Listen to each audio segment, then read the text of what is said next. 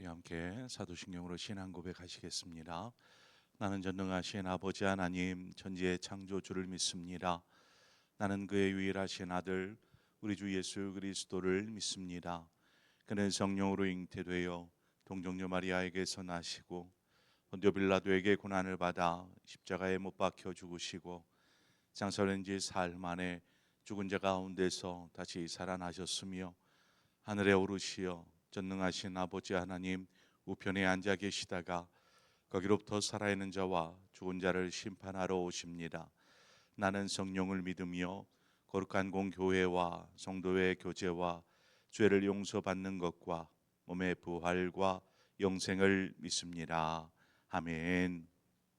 우리 함께 찬송가 536장 찬송가 536장 우리 함께 찬송하도록 하겠습니다.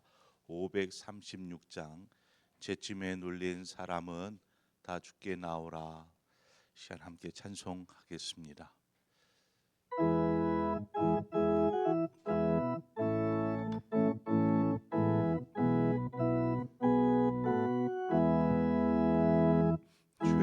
죄짐에 눌린 사람은 다 주께 나오라.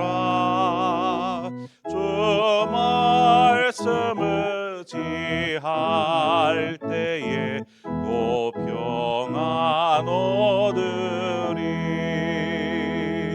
의지하세 의지하세 주 의지하세. 구하시네 구하시네 오 구하시네. 참 구원 주신 주께서 보혈을 흘렸네. 눈같이 이게 할 피에 온몸을 담그세. 의지하세 의지하세 주 의지하세. 구하시네 구하시네 곧 구하시네. 길 되신 우리 구세주 늘 인도하시네. 노지체 말고 믿으며 참 복을 받겠네. 의지하세 의지하세 주 의지하세. 구하시네 구하시네 꼭 구하시네. 온 성도 하나 되어서 영광길 걸으면 한없는 은혜 받아서 영원히 누리리. 의지하세 의지하세 주 의지하세. 구하시네 구하시네 곧 구하시네.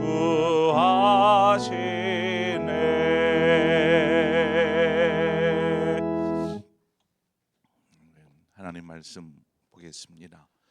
열왕기하 12장 17절에서 마지막 21절의 말씀입니다. 열왕기하 12장 17절에서 21절의 말씀 한 절씩 교독해서 보도록 하겠습니다. 그때에 아람 왕 하사엘이 올라와서 가드를 쳐서 점령하고 예루살렘을 향하여 올라오고자 하므로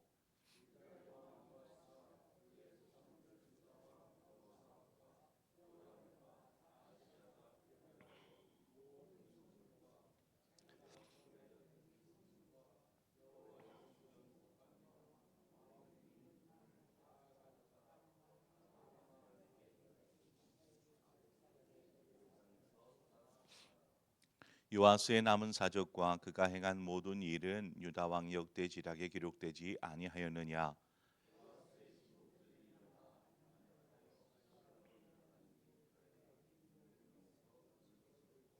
함께 읽습니다.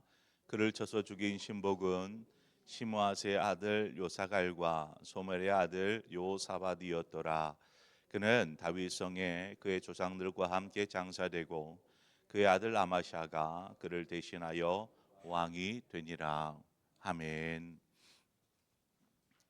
우리가 요아스의 행적 가운데 성전 수리라는 어떤 큰 업적을 지금껏 살펴보아 왔습니다. 오늘 본문은 그의 통치 말기에 일어난 한 사건이라고 볼 수 있습니다.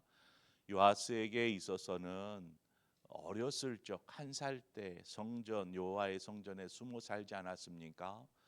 그러니까 요 그 제사장인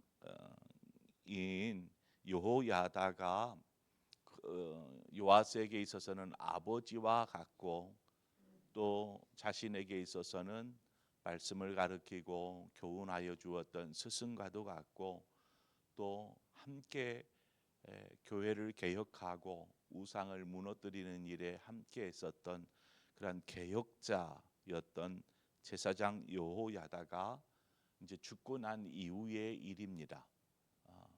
이미 이제 여호야다는 죽고 요아스만 홀로 남아서 왕으로서 나라를 다스리고 있는 통치 말기의 일입니다. 이때의 요아스가 하나님을 버리고 타락해 버리고 맙니다. 본문에는 거론되어 있지 않습니다. 그가 어떻게 타락하게 되었는지에 대해서는 기록하고 있지 않지만 역대하에 가보면 24장 17절 이하에 이렇게 기록하고 있습니다. 요야다가 죽은 후에 유다 방백들이 와서 왕에게 절하매 왕이 그들의 말을 듣고 그의 조상들의 하나님 여호와의 전을 버리고 아세라 목상과 우상을 섬겼으므로 그 죄로 말미암아 진노가 유다와 예루살렘에 임하니라. 그러나 여호와께서 그들에게 선지자를 보내사 다시 여호와께로 돌아오게 하려 하심에 선지자들이 그들에게 경고하였으나 듣지 아니하니라. 이렇게 기록하고 있습니다.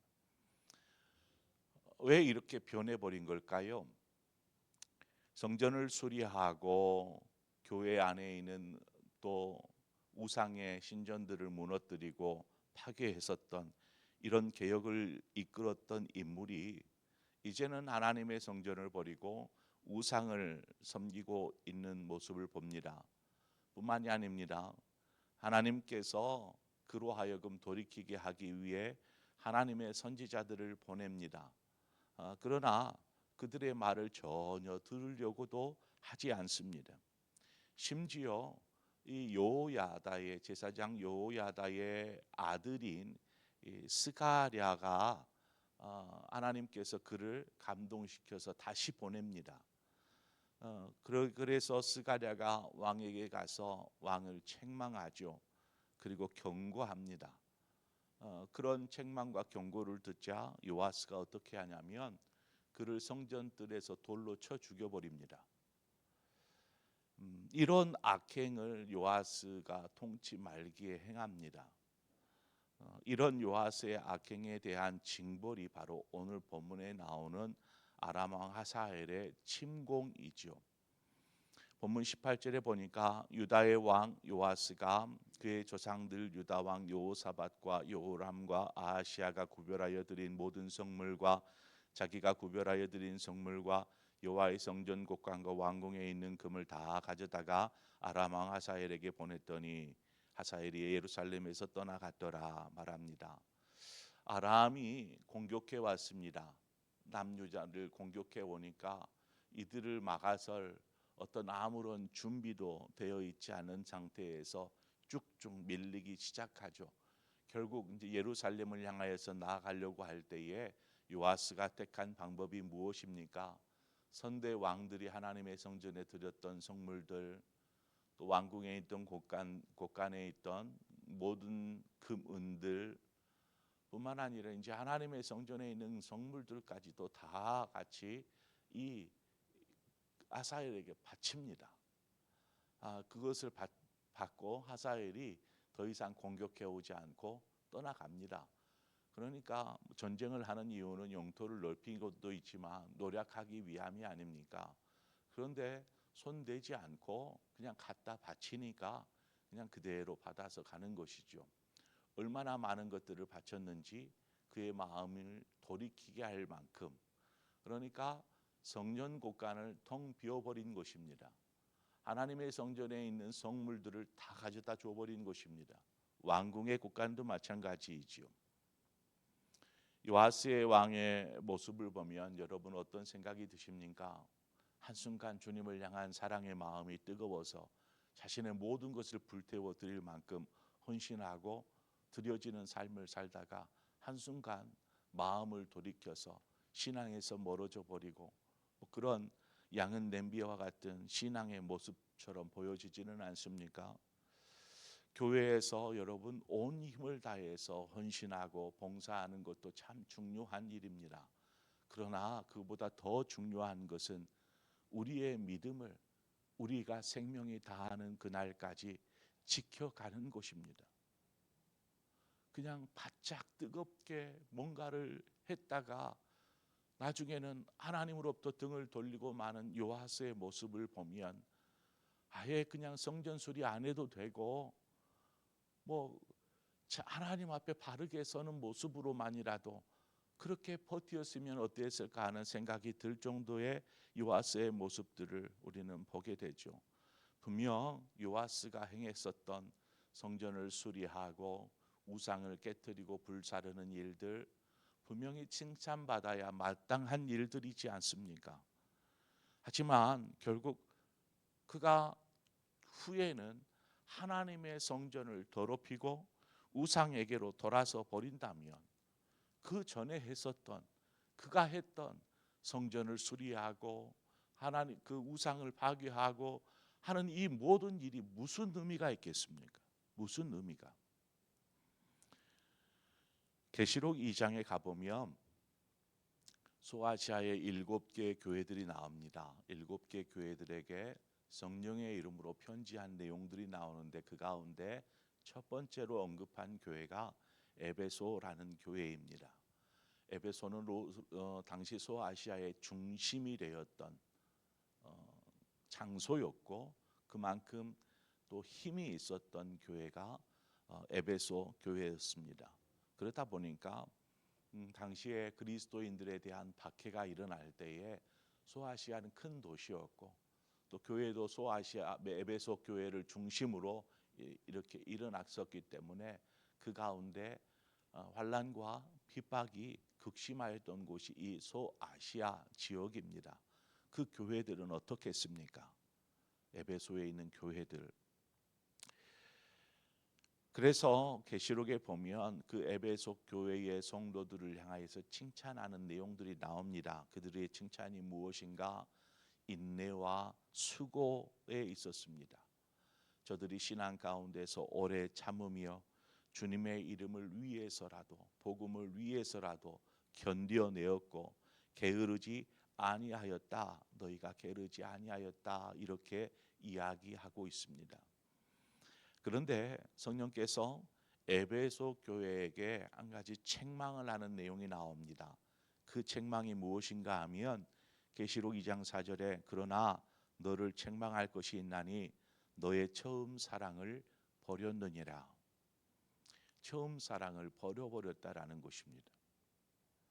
처음 가졌던 주님을 향한 그 사랑과 그 마음들이 사라져 버린 것입니다. 그럼 무엇입니까? 다른 마음이 그 안을 차지하고 있는 것이죠. 신앙생활을 해도 하나님을 바라보면서 하는 것이 아니라 사람들을 바라보면서 하는 것입니다.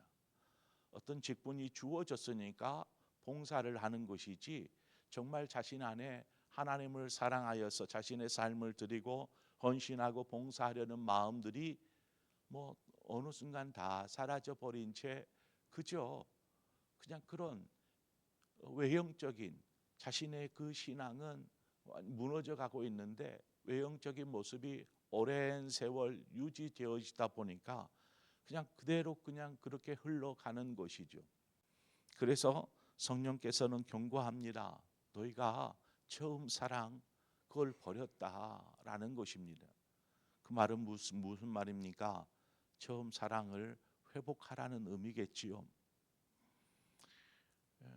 그래서 계시록 2장 5절에 가 보면 그러므로 어디서 떨어졌는지를 생각하고 회개하여 처음 행위를 가지라. 만일 그러하지 아니하고 회개하지 아니하면 내가 네게 가서 내 촛대를 그 자리에서 옮기리라. 이렇게 경고합니다. 하나님의 촛대가 옮겨지면 이제는 더 이상 교회가 아닌 것이죠. 하나님께서 아람 왕 하사엘을 지금 요아스에게 보냈습니다. 요아스에게 보낸 것은 하나님의 신호지요. 책망의 신호고 왜 지금 그러고 있느냐 하는 하나님의 문책입니다. 그러한 하나님의 신호 앞에서 그러면 돌아서야 되지 않겠어요? 돌아서야. 그런데 요아스가 선택한 방법은 하나님의 성물들을 하나님의 성전에 있는 성물들을 다 가져다가 하사엘에게 바칩니다. 왕궁 곳간에 있는 것도 다 바칩니다. 마치 촛대를 옮기리라라고 에베소 교회에다 경고한 성령의 경고하심을 스스로 촛대를 갖다 바침으로 옮겨버리는 것과 같은 행위를 하고 있더라는 것입니다. 이 요아스가 이 일은 하사엘 요아스 스스로 이러한 하나님의 성물을 넘겨줌으로 인해서 그에게 잠깐의 위기를 모면하게 됩니다. 그렇잖아요. 하사엘이 공격해 오다가 이제 그것을 받고 돌아갔으니까 큰 위기를 모면하였다 이렇게 보여질 수 있습니다. 그러나 하나님의 심판은 이런 요행으로 인해서 벗어날 수 있는 것이 결코 아니더라는 것입니다. 그는 이후에 나오겠지만 결국 반역에 의해서 죽임을 당합니다. 20절에 보면 요아스의 신복들이 일어나 반역하여 실라로 내려가는 길가에 밀로궁에서 그를 죽였고 요아스는 믿었던 신하들의 반역에 의해 죽임을 당하고 이렇게 죽임을 당하는 것이죠. 믿었던 신하들에게. 그러니까 지금 위기를 잠깐의 하사엘로부터의 공격의 위기는 모면할 수 있었지만 결국 믿었던 신하에 의해서 살해를 당하고 마는 것입니다. 그게 요아스의 마지막이었습니다. 성경에 보면 선왕이라고 남유다에 있어서 몇 안 되는 선왕 중에 한 사람인 히스기야도 이 요아스와 비슷한 상황에 처합니다. 아수르가 이 히스기야 북이스라엘을 점령하고 남유다를 공격해 옵니다. 그때에 남유다를 다스리던 사람이 히스기야 왕이었습니다. 그가 얼마나 믿음의 사람입니까? 그런데 아수르가 공격해 오니까 이거 감당할 수가 없어서 똑같이 합니다. 요아스와 똑같이 요아스보다 먼저 살았던 왕이지만 그가 아수르 왕 사네립에게 왕궁의 곳간과 또 성전의 곳간에 있는 은금을 가져다가 이 산헤립에게 바칩니다. 그래서 산헤립이 그것을 받아서 돌아갑니다. 더 이상 공격하지 않고. 위기를 모면한 거죠. 요아스와 히스기야가 똑같은 방법을 취했습니다. 그런데 히스기야가 다른 점이 무엇이냐면 자신이 하나님의 성전에 있는 곳간을 비움을 인하여서 자신이 잘못했다라는 것을 깨닫습니다. 내가 지금 무엇을 하였던고 하면서 깨닫습니다. 그래서 자신의 잘못을 깨닫고 회개하죠. 하나님, 제가 잘못했습니다. 그리고 하나님만을 의지합니다. 사내립이 2차 공격을 또 해옵니다. 공격을 해올 때 이제 그거 먹었으니까 안 공격하지 않을 법도 한데 또 다시 공격해 옵니다. 뭐 더 내놔라 뭐 이런 것일지 모르겠어요. 그러니까 이제는 뭐 줄 것도 없고 이제 돌아섰으니까 이때에는 전적으로 하나님을 의지합니다. 히스기야가. 그래서 하나님의 성전에서 기도하기 시작하죠. 하나님께서 하나님의 사자를 보내서 그 하룻밤 만에 아수르의 그 수만의 군대를 하룻밤 만에 전멸시켜 버립니다. 자, 우리가 여기에서 생각해 봐야 될 것입니다. 우리가 무엇을 의지하여야 할 것인가?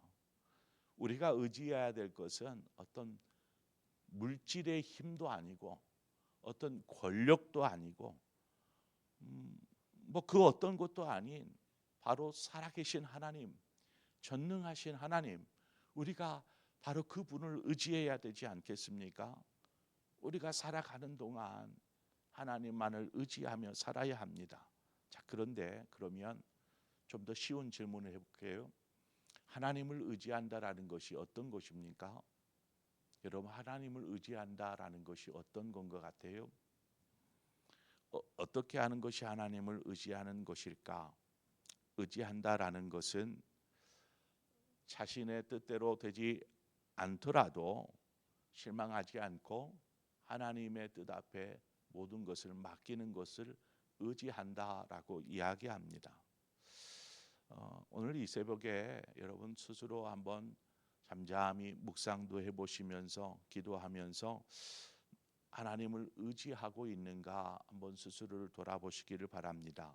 우리가 하나님을 의지하고 있는지 아니면 기대하고 있는지. 기대한다라는 것은 하나님 앞에 하나님 이렇게 되게 해주세요 라고 바라는 것이죠. 의지한다라는 것은 이 바람이 아니라 하나님 뜻대로 되기를 원합니다 라는 것이 의지한다라는 것입니다. 우리의 모든 기대나 생각이나 뜻을 온전히 하나님 앞에 내려놓고 그냥 맡기는 것이 우리가 의지한다라고 말하는 것입니다. 우리는 의지하고 있습니까? 아니면 내 생각, 내 뜻, 내 것 꼭 움켜잡고 있으면서 하나님 이렇게 해주세요 하고 기대하고 있으면서 의지한다고 착각하고 있지는 않습니까? 우리가 내 뜻, 내 생각 내려놓지 않으면 하나님이 일하시지 않습니다. 하나님이 일하셔도 왜 그렇게 하십니까? 하고 원망할 것입니다. 왜요? 내 생각대로 안 되었으니까. 그래서 오늘 이 시간 우리가 겸손히 하나님 앞에 나아갈 때 하나님 앞에 기대하는 사람이 아니라 하나님을 의지하는 사람이게 하여 주십시오.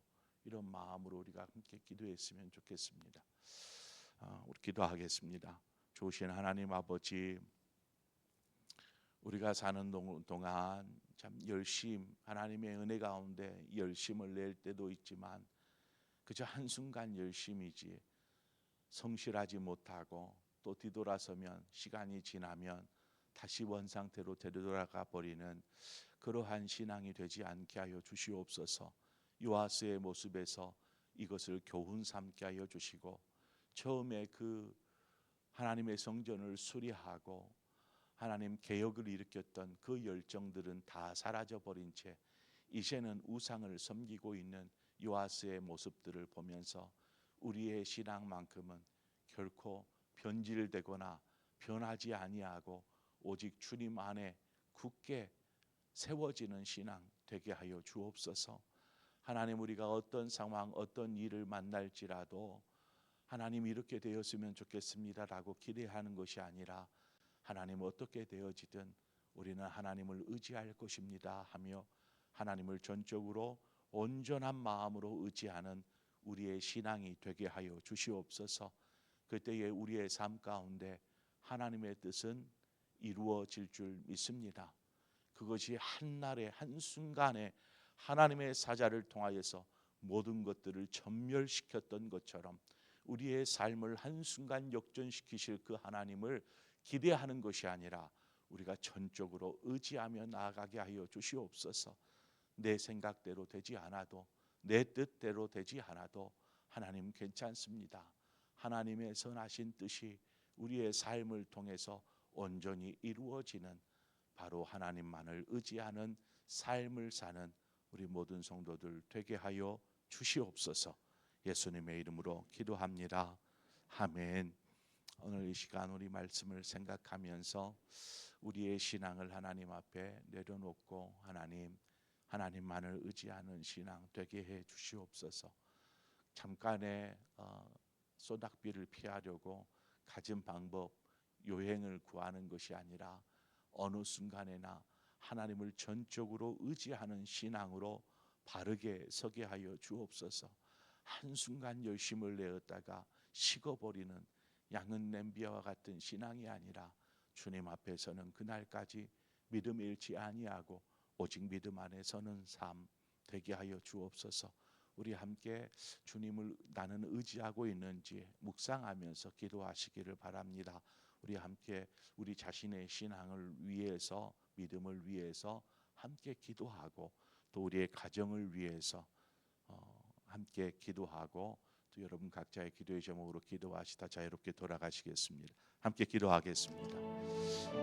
좋으신 하나님 아버지, 하나님이 새롭게 우리를 불러주신 것을 감사합니다. 하나님